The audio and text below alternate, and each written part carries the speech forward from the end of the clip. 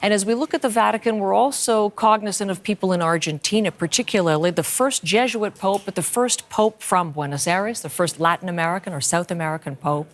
And we had a wonderful conversation earlier this morning with Dr. Nelson Castro, a journalist, but also a doctor who gave us insight into his medical history and what he was like as a friend. So let's listen to Dr. Castro.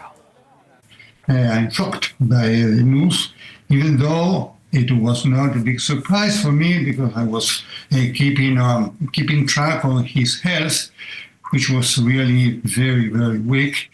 And as a miracle, he could survive. I mean, the severe lung disease and infection that he had. And when I saw him at the balcony in the Vatican Palace, well, I was impressed, saying, well, what an extraordinary capacity for recovery. But, well, this could be a possibility, and finally, unfortunately, happened. So I'm really very shocked and moved by that. I would like to spend some time talking about his health and the fact that he was just so remarkably able to be out and exerting some of his, taking part, exercising some of his powers on the most holy day for him. But I'd be rare to have a friend of the Pope on a program without beginning there. So tell me a little bit about how you got to know him and the man you got to know.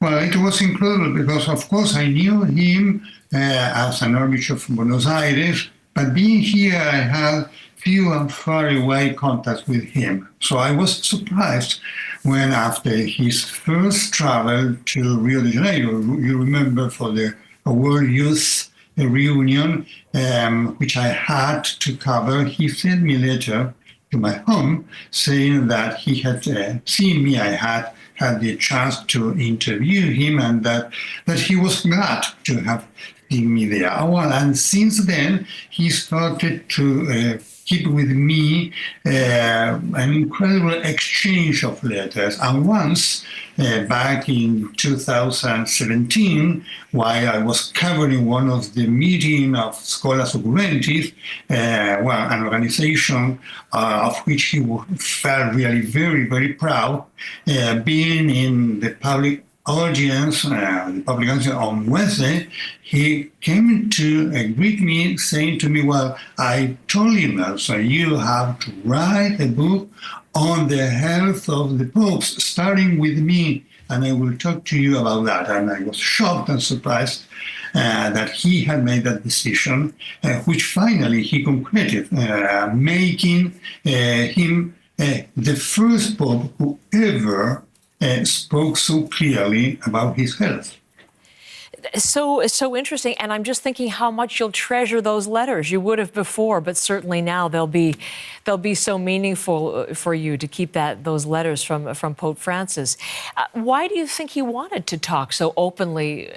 This is another first. We talk about first Jesuit, first from Buenos Aires, but why was he so open in terms of his own health for the world to know? I asked him the same question.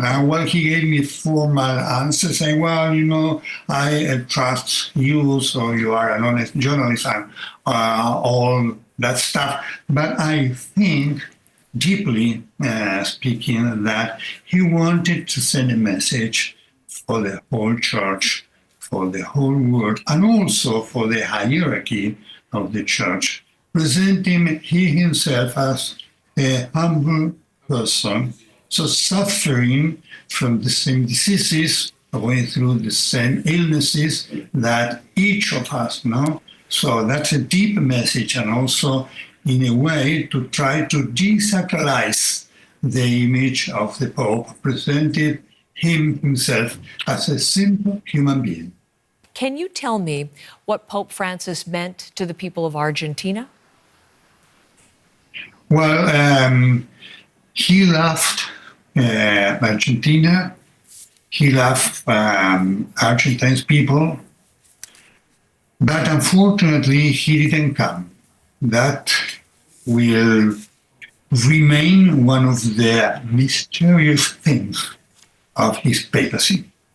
And I asked him twice about that.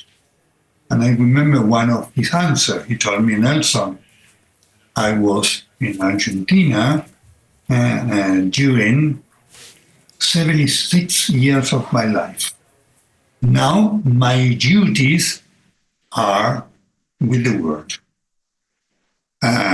So I let you know of that phrase that he told me back in 2021, the penultimate time that I saw him. The penultimate. The ultimate was in 2022, as I understand it. Yeah. What can you share with us That's right. about that? Yeah, he talked to me about his first gut operation, and he gave me all the details about that. And he was so well, and his recovery had been so spectacular that he kept smiling at me during the whole long 50-minute interview. So, and of course, he had told me before his admission to the hospital that once he would be discharged, he wanted to invite me to visit him at Rome in order to speak about his new development concerning his health. Unfortunately, that will never occur. He spoke often and wrote often about hope. And I'm wondering if he ever shared any thoughts on hope for himself. Did he share, given how many medical conditions he had and how serious they were at various times in his life, what did he think about death and the end of life for himself? Yeah, so I asked him in my book during that interview, about death. And he told me, I'm not afraid of death. I am afraid about pain. And I asked him that the last line of the interview, how he imagined his death. And he answered, as a pope or as a emeritus bishop from Rome, but here in Rome. Dr. Nelson Castro.